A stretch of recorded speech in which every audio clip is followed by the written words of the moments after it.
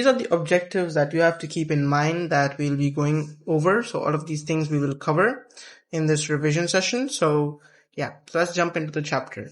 Okay.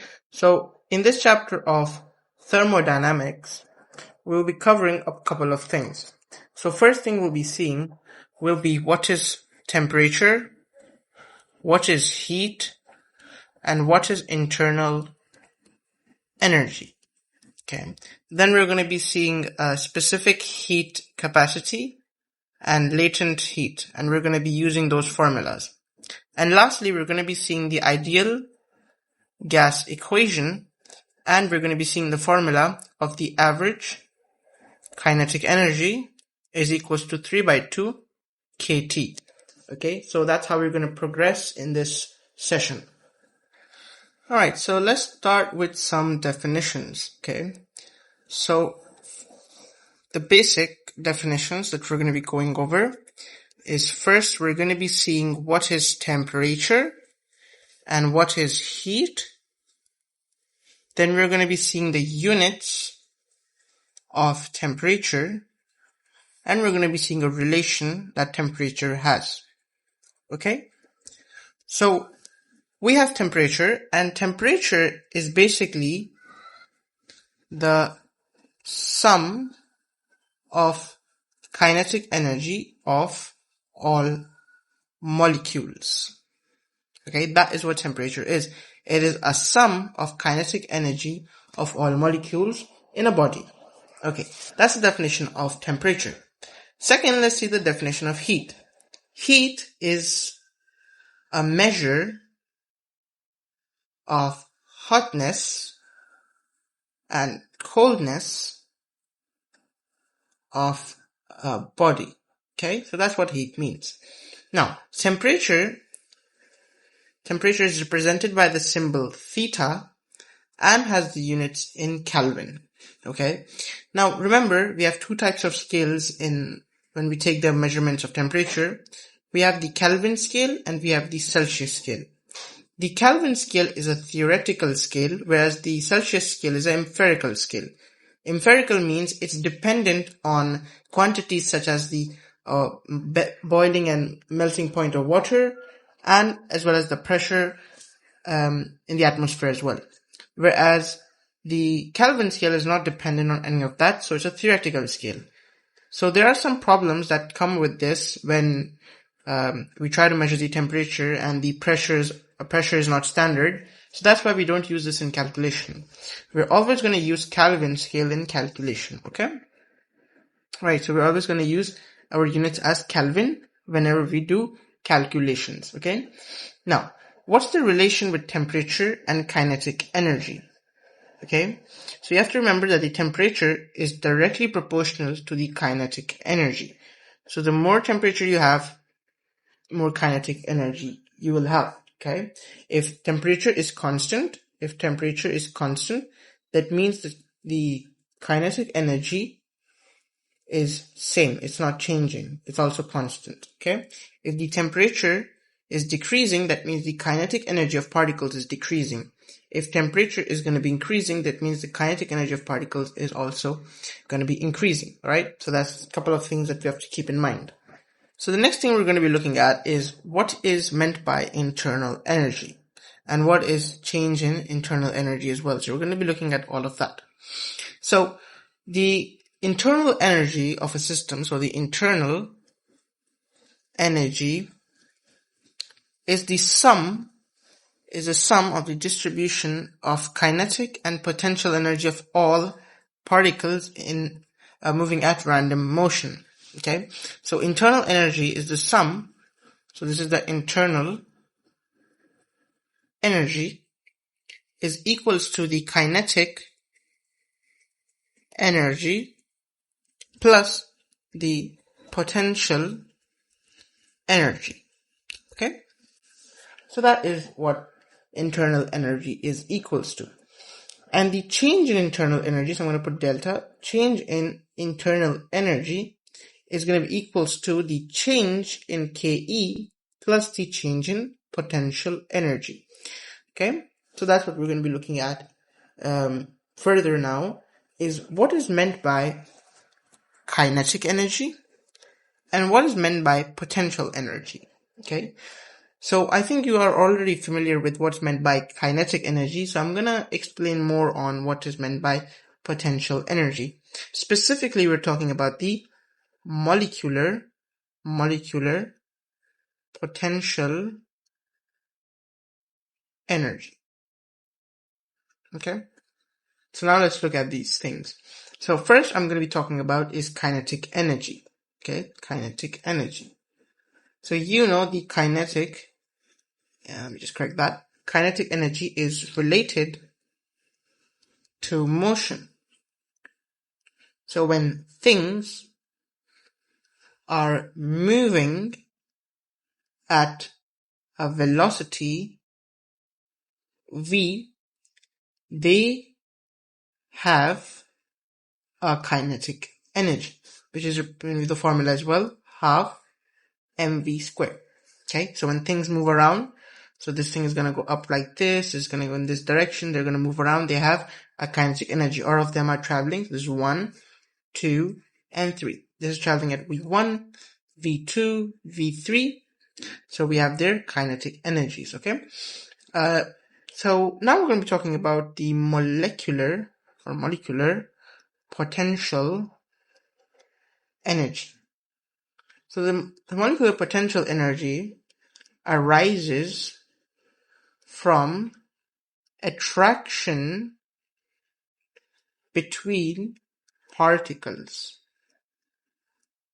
As you move them away, the potential energy increases. Okay, so what I'm talking about here is, now this model that I'm going to explain is going to be for all particles that you'll have.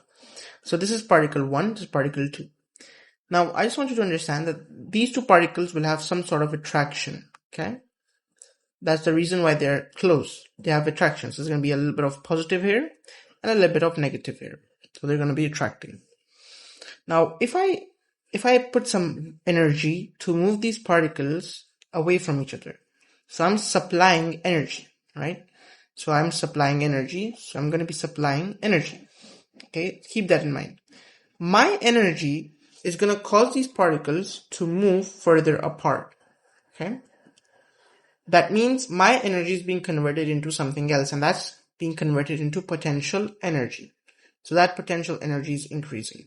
Okay, so I'm doing work to increase the potential energy, right? So that's a few things, and now I'm going to explain this a little bit more in detail. So how does molecular potential energy increase? So we have studied the formula. So let's say this is particle 1, charge Q1, this is charge Q2, and they're at a distance of r from each other. Okay, so their electric potential energy is given by the formula K Q1 Q2 over r.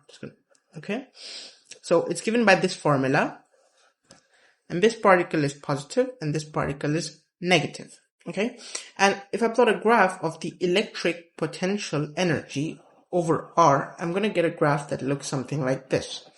Okay, and as I'm going this way, so I'm increasing my distance r, so as I move them away from each other, you can see the value is going more towards the positive. So it's approaching the positive side of the graph. So that's why we're saying it's going to increase. Okay, the reason I can say this for this quantity is because it's scalar. Okay, scalar quantity. So scalar quantities, if they become more positive, they are increasing.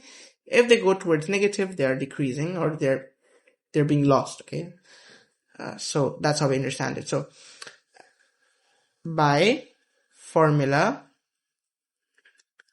of EPE is equals to minus KQ1 Q2 over R, as distance increases, the work is done, and EPE is going to increase. Okay, now I'm going to be showing you a lot of information, but this is extremely important. Okay, so we're going to be talking about changing states from solid to liquid, from liquid to gas. Okay, So if we change from solid to liquid, that's called melting. Liquid to gas, boiling. We're going to go backwards, condensing, and then freezing. Okay? Now, I'm just going to explain this in terms of kinetic energy and potential energy. Okay? So, I'm going to be explaining it through these two graphs. Okay? So, first of all, you have to remember two things for this graph. First, temperature is directly proportional to kinetic energy, and that the potential energy is gonna be dependent on the distance, inversely dependent on the distance. Okay, so it's gonna be inversely dependent on the distance, and I'm gonna put the minus sign there. Okay, right. So remember that graph as well that I drew. So as I'm gonna increase the distance, the graph will go towards positive, so the potential energy will increase. Okay, so it's all about the distance. Okay, so I want you to see something. Okay, notice here, these guys are closer together, these guys are further apart, these guys are further. So the distance between the particles is increasing. And because the distance is increasing, I can say that going this way, potential energy is going to increase. Okay, so I hope that makes sense. And if you go this way, the particles are coming closer together, so the potential energy is going to be decreasing, right? Molecular potential energy. Now looking at these graphs, you see the temperature. So this is a cooling curve. So the temperature is decreasing. So we're condensing, and the temperature is decreasing. So I can say the kinetic energy goes down. Okay, and we know that if the kinetic energy will go down, the internal energy will decrease. Make sense? So the internal energy is going to be decreasing here, right? And then this is constant. Look, temperature is constant, so the kinetic energy isn't changing. Okay, I explained that in the first slide itself. But we're changing the states. We're decreasing the distance. So we're decreasing the distance. Gas, things are further apart. Liquid, they're closer. So we're decreasing that distance, and because we're decreasing that distance, the potential energy is decreasing as well. Make sense? So internal energy again is decreasing. Then again, same thing here, internal energy decreases because kinetic energy is going down, temperature is going down. And here again, things are coming closer together because they're going from liquid to solid. And hence, what's happening here is that the potential energy is decreasing. Because of that, internal energy is decreasing. Remember, internal energy is equals to kinetic energy plus the potential energy. Right, and we notice the opposite pattern here. Temperature increases, the kinetic energy is going to increase. In the other one, the temperature was decreasing, so kinetic energy goes down. Right, and here we change from solid to liquid, where things are moving further apart, so distance increases, potential energy is going to increase. And here, and remember, here potential energy is going to be constant. Okay, here kinetic energy will be constant. Okay, so think of it like this. Wherever one is changing, the other will be constant. The same applies for the other graph as well. Okay, where temperature is changing, kinetic energy will change, but potential energy won't change because we're not messing around with the distances. Okay, and then here again, what's going to be changing? Temperature. So kinetic energy is going to be increasing. The other guy will stay constant, which is the potential energy that will remain constant, won't change.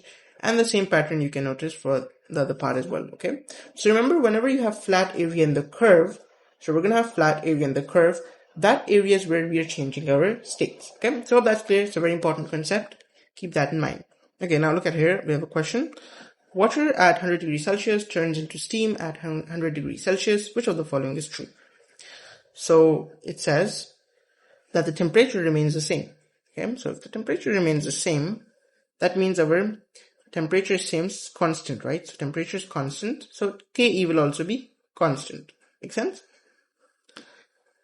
But things are moving further apart. So we're going from water, where things are closer, to steam, where things are further apart. So we know from the above slide itself that if distance is going to be increasing, then the potential energy will increase. So hence, kinetic energy is same. So option A is wrong. Option B is correct. And both won't increase. We know both of the things won't happen at the same time. So it's option B. Okay. Now let's look at something else here. Explain why the internal energy of the air can be taken as the total Ke. So So internal energy is equals to the total kinetic energy plus the total potential energy. Okay. Now they're saying, why can we only take it as the total Ke? Well, if in air, things are really further apart, so it's possible for the potential energy to be 0.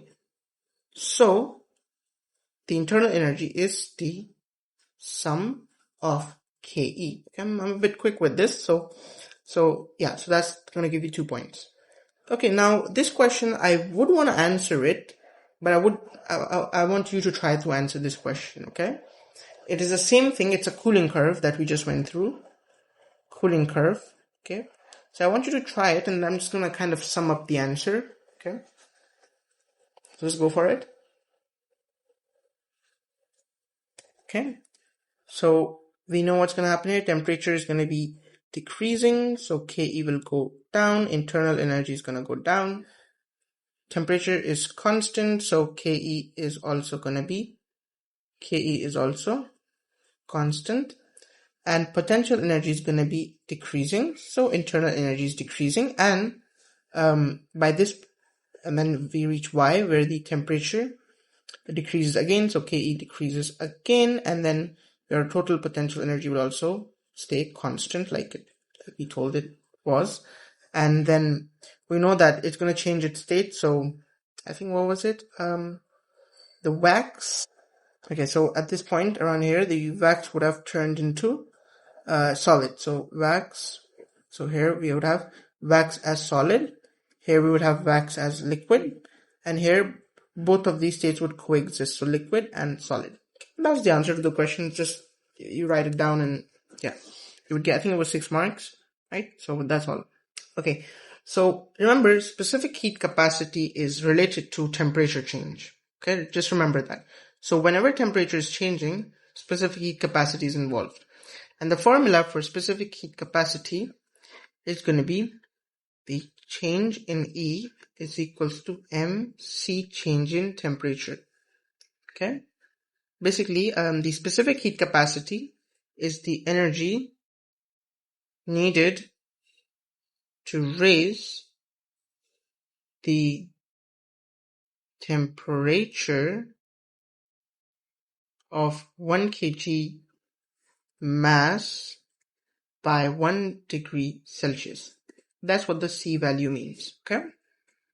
And then you have the mass, which is going to be in kg, okay? And then you have this, this is the change in temperature. You can change in temperature. You can take this in Celsius, because even if you convert it to Kelvin, you would get the same thing. So you can take it in Celsius. You don't have to go through the trouble of changing it to Kelvin, right? So that's what specific heat capacity is all about, okay? I'm not going further detail here, but just keep that in mind, okay? Now we're going to be looking at specific latent heat of fusion and evaporation. So whenever you have change in state, you know it's associated with this, okay? And we actually looked at it above as well, right over here, right? So latent, so we can see latent heat of fusion is added when we go for melting, and it's removed when we go from for freezing from liquid to solid. And then for vaporization or evaporation, we're going from it's added when we go from liquid to gas, and it's removed when we go from gas to liquid, okay? The reason we are adding, I'll explain it in a bit actually. Let me just write the formula first, okay? Then you'll understand it better. So the formula for this is going to be E, change in E is equals to change in M, L, okay? You can even write M here, but I prefer writing change in M, because some questions they have assessed that, okay? So here I've pasted this thing to help you understand. So basically we have to supply energy to melt or boil a substance, and there's going to be no change in temperature. And this energy that we supply is basically called the latent heat. Now the symbol E here represents that latent heat, is the this energy that's called latent heat, and L here represents the latent heat of fusion when something is melting, and latent heat of vaporization is when you have something that's boiling from liquid to gas. Okay, so remember this as well. Now the proper definition for L is the energy required per kilogram of substance to change its state. Okay, so the energy needed per kg to change the state. And we're not going to mention temperature because temperature is constant. Okay, so that's what we're talking about here. Now I want you to understand one very important thing. I think I'm going to write it around here. Okay, so I'm going to explain it through this graph. I think that's going to be better. So you're going to be supplying energy throughout this process of taking something that's a liquid. Okay, so we had the liquid wax, and you're going to change it to solid wax. All right, so you're going to be supplying energy through this process. It could be through a heater or whatever, and you're going to be supplying energy, and that energy will be sometimes in some calculation questions, they'll give you the power and the time. So it will be power times time. Okay, so it will be power times time. Okay, so you're supplying this energy and that energy is going into changing the temperature from this temperature to this temperature, right? So you're supplying energy and that energy is going into increasing the temperature. Okay, so energy in changing temperature. Okay, plus then you supply more energy and that will go into energy to change the state. Change state. Okay, make sense? So you're supplying energy. The first batch of energy is going to go into changing the temperature, and the other batch will go into changing the state. Okay. Now, what's going to happen is the power times time is equals to mass C change in temperature. Okay. And here we're going to take the specific heat capacity of the liquid because the thing is in liquid, right? We're changing the temperature of the liquid. Plus mass times L. Okay. So this here is the energy that we would need when we change the state, and this is associated with the energy when we change the temperature. Okay. So basically it's just energy conservation, but we are looking at the temperature change and the state change. Right. So hope you understand that. Now let's see what's next. So I have a question for you. And we have to show the photograph shows a large area of ice floating in the sea, and this is called the ice flow. And then what happens is they say that the ice energy from the sun melts the ice, and they've given you the mass of the ice flow, and they're telling you show that the energy required to melt the ice is about this much. So what I'm going to do is I'm going to do the energy is equal to the energy required to change the temperature, which is going to be MC change in that plus ml. Okay, so I've plugged in all the values. The mass of the ice flow times the specific heat capacity of ice times the temperature change. We went from minus 18 to 18, so that's an 18-degree temperature change, and then we have the mass of ice again that has become water, and then we put the heat capacity, specific latent heat of ice as well. And we should get an answer of 1.32 times 10 to the raised power of 11 joules, which is approximately that value. Okay. Now, at the top of the atmosphere, the intensity of radiation from the sun has this much power. As the radiation passes through the atmosphere, so the radiation, and as it passes through the atmosphere, 44% of it is absorbed or reflected by the atmosphere. So out of the 100% that passes through, 44% goes away, and then the rest of it is probably going to reach the ice flow. So 44% of it goes away, and then you have 56% of it left, and that goes to the ice. And then it says, a scientist claims that even with continuous sunshine, the time taken for the ice flow to melt completely would be greater than 7 days. So how would we do this? They've given you the average thickness of ice flow, and they've given you the volume. So first of all, I know that I have the intensity, And I'm going to calculate the intensity of the sun, the amount of intensity that reaches the ice. So that's going to be 0.56 times 1370. So basically 56% of this is going to reach the ice, okay? 70. Okay, so this is the intensity that's going to reach this ice. Now what I'm going to do is I'm going to do intensity is equals to power over area. Okay, and how do I find the area? I have the volume is equals to area times the thickness. So volume over thickness will give me the area. So 385 over, so my area is going to be, area is equals to 453 meter square. Okay, now I'm just going to find the power. So power is equals to, so that gives me a power of 3.475 times 10 to the raised power of 5 watts. Okay. Yeah. And now what I can do is I can do power is equals to energy over time. Okay. And I know the total energy I need to melt this is gonna be what I found here. So power is 3.475 times 10 to the raised power of 5 is equals to the total energy I need, which I found before, 1.32 times 10 to the raised power of 11, and this is T. So the value of T would be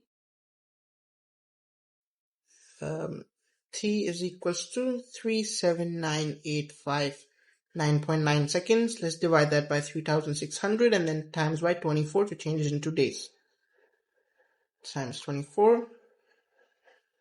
And that gives me 4.39 days, which is obviously going to be less than. So less than 7 days. I think the scientist was wrong, right? Yeah, I was wrong. Okay. So that's the answer. Right, now we're going to be talking about is next section we're going to be going over. So far, let's just go back to where we were. So we had to actually remove it. So we discussed the first thing that we were going to go through, which is the basics. We discussed specific heat capacity, specific latent heat as well. And now we're going to be discussing the ideal gases and all of those things as well. Okay, let's just discuss those now. So first, let's talk about the motion of particles.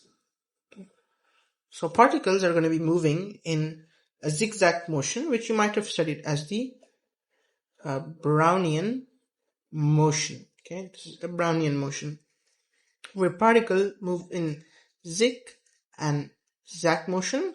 Okay, so they're going to be colliding in zigzag motion, and this motion will be random. Right, so that is the motion of particles.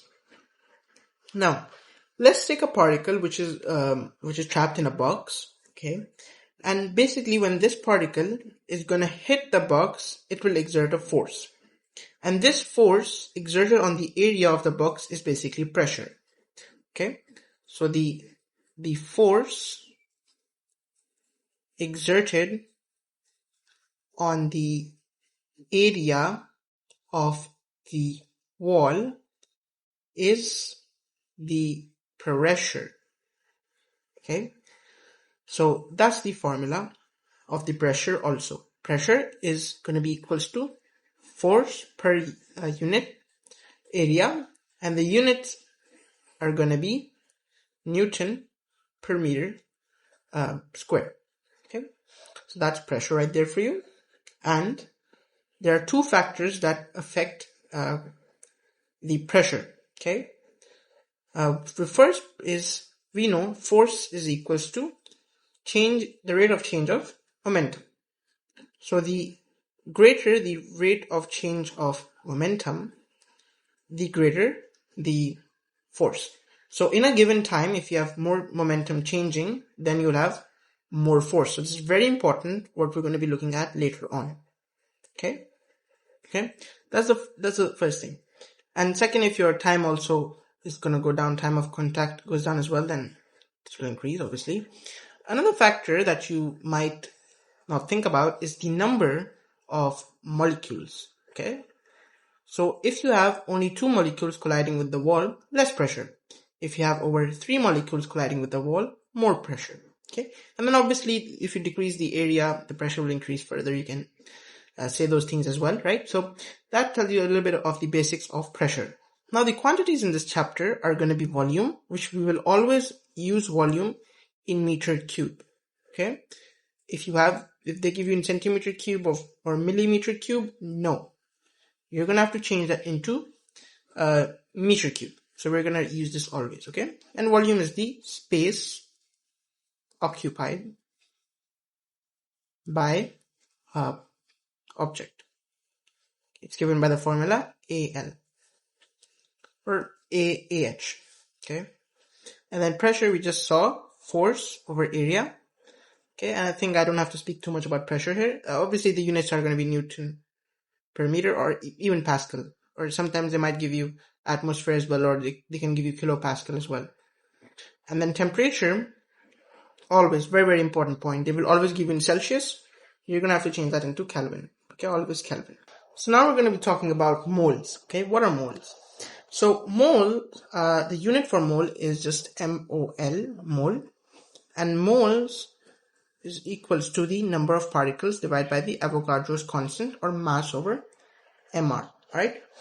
And the Avogadro's constant is 6.02 times 10 to the power of 23.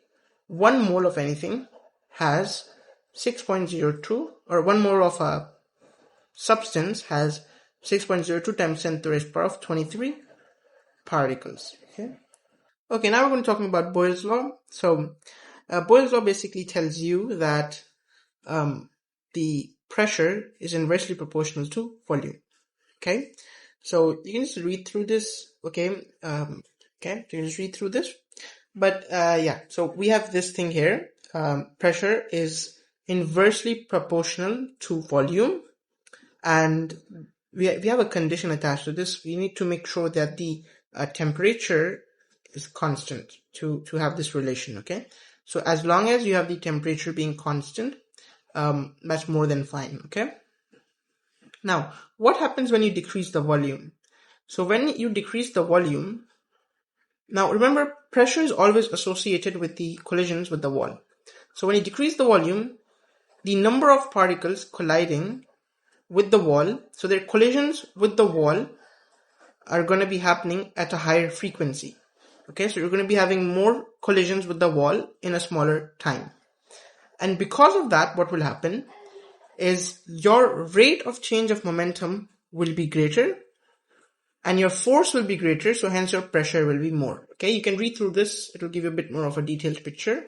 Okay, and then the graph for this will look something like this. So if pressure is directly proportional to 1 over V, you're going to have this graph. And if pressure is inversely proportional to volume, see what I said? Pressure is directly proportional to 1 over V, pressure is inversely proportional to V. So you're going to have those graphs. And then in many problems where you have temperature being constant, you can use this equation as well. Okay, right. Now let's talk about Charles' law. And Charles' law tells us about pressure, or not pressure, volume being directly proportional to temperature. Okay, so this is another very important relation that you need to keep in mind. If you increase the temperature, the kinetic energy of the molecules will increase, and so their speed will increase, and we know pressure is equals to force over area. So if their kinetic energy increases, their speed increases, and because of that, their rate of change of momentum will increase, so force will increase. Now pressure should increase, but now volume will increase, which in turn causes area to increase, so pressure remains constant. Okay, and for this we have the condition that pressure has to be constant. Okay, and of also the mass must also be fixed, the mass of gas that you're going to be using. Okay, so it's written right over here. This applies only to fixed mass of gas and constant pressure. Now we can combine both of these laws to give me PV over T is equals to constant. Okay, we can combine both of these to give us this.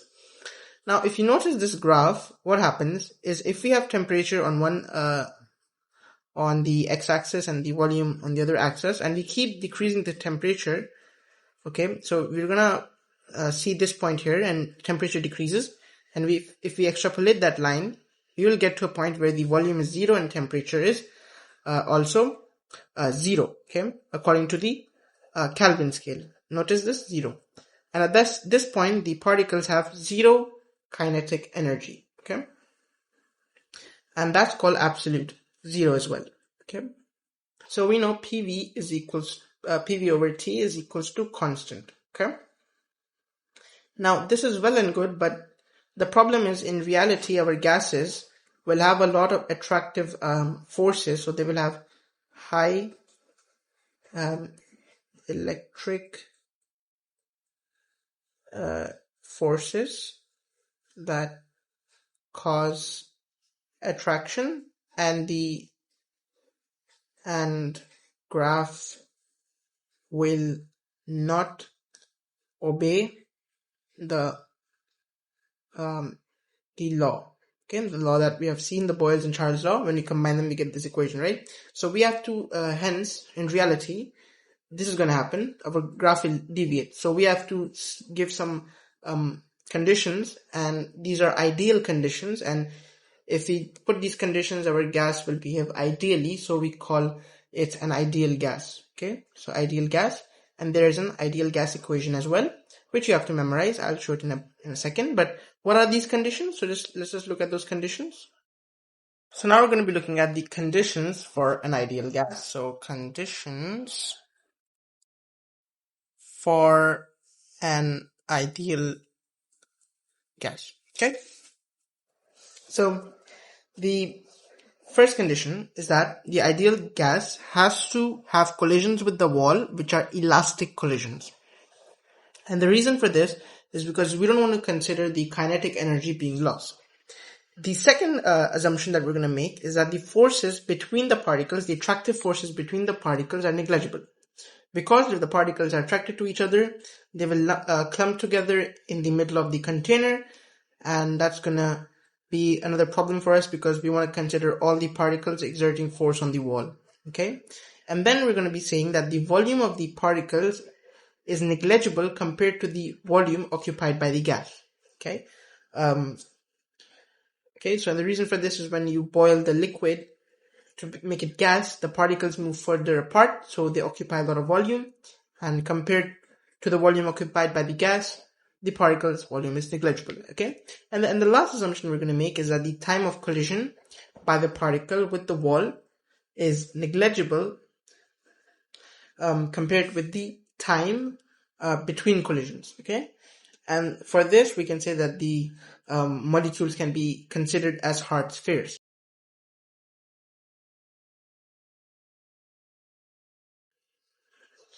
Okay, and now we have the ideal gas equation and the molecular kinetic energy theory formula as well, which is the average kinetic energy is equals to 3 by 2 kT, where the average kinetic energy for all the particles is the same.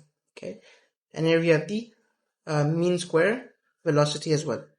And then we have the PV is equals to nKT, P is pressure, V is volume, N is the number of particles, K is the Boltzmann constant, which is equals to R over N A, which is now this is constant, the universal gas constant, Avogadro's constant, and this is temperature.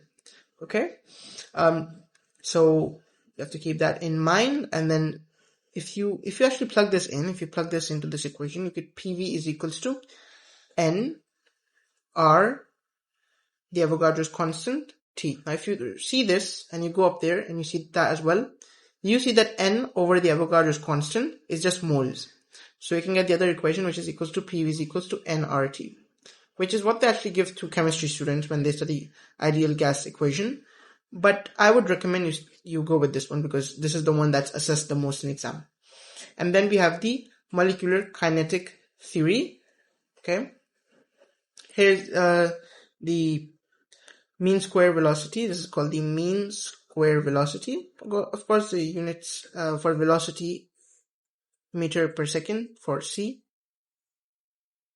square. If you square root it, you get this as the units.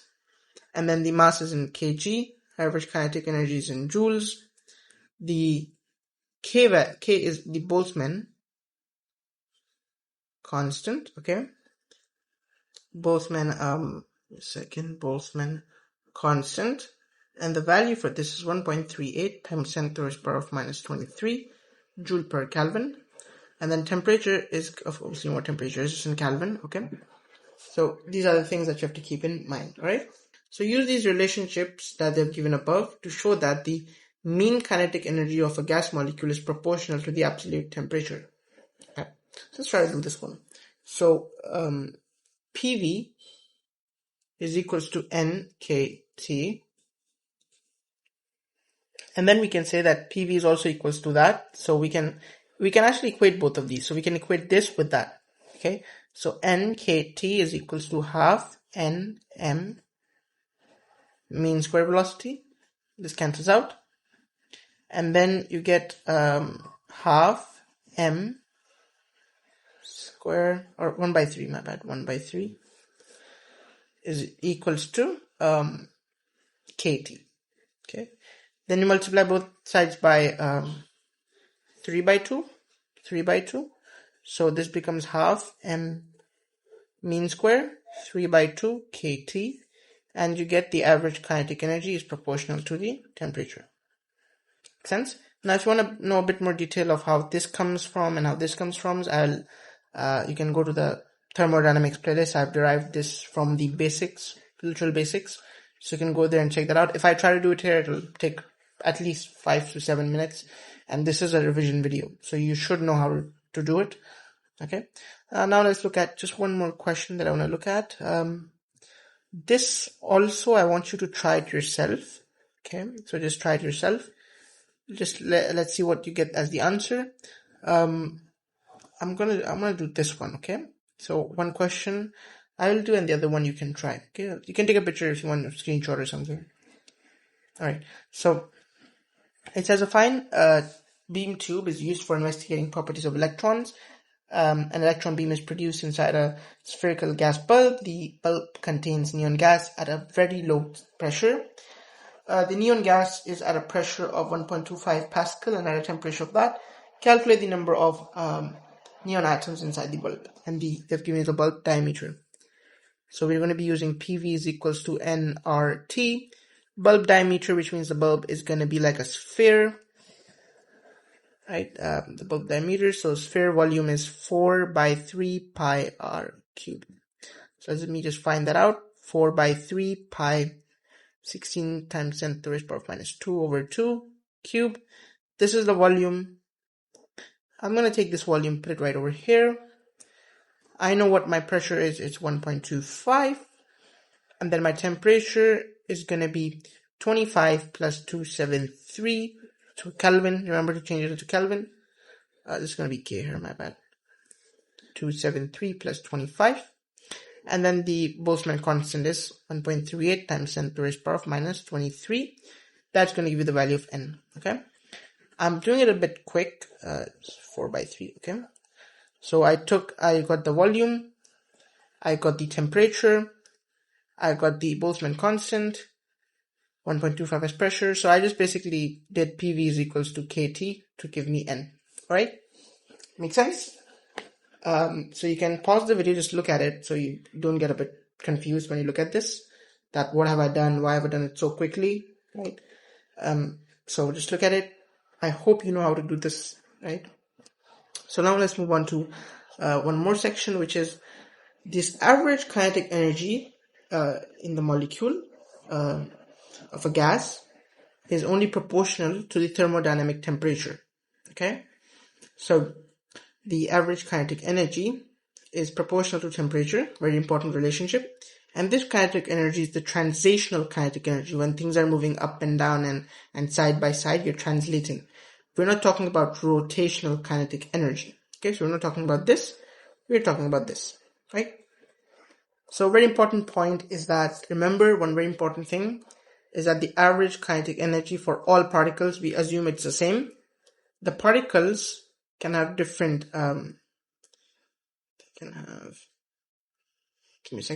they can have different masses and different velocities, but all the particles, if you can have oxygen, you can have neon, you can have hydrogen, all of them might have different masses and all of that, but their average kinetic energy will be the same.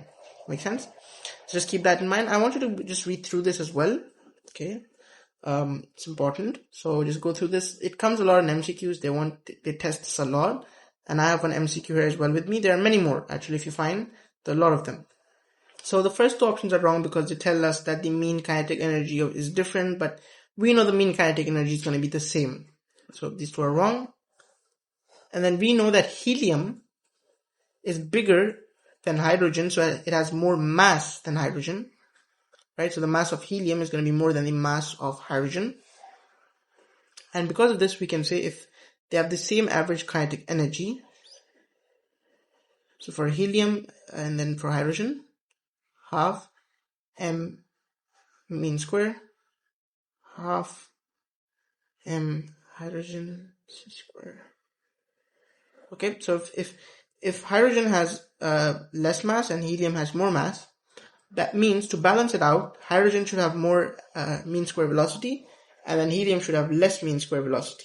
Okay, so the mean square velocity of helium will be less than the mean square velocity of hydrogen, so it's d. Okay, so a lot of questions actually come up on this in exam. Alright, so just read through this, and yeah. So for these two, you're going to be using this equation for this one, the same way I used it down below. And for decrease in mean kinetic energy, you're going to be just plugging in the 3/2 K and the decrease in the temperature. Alright? And the decrease in temperature you can get by finding the difference between these two values.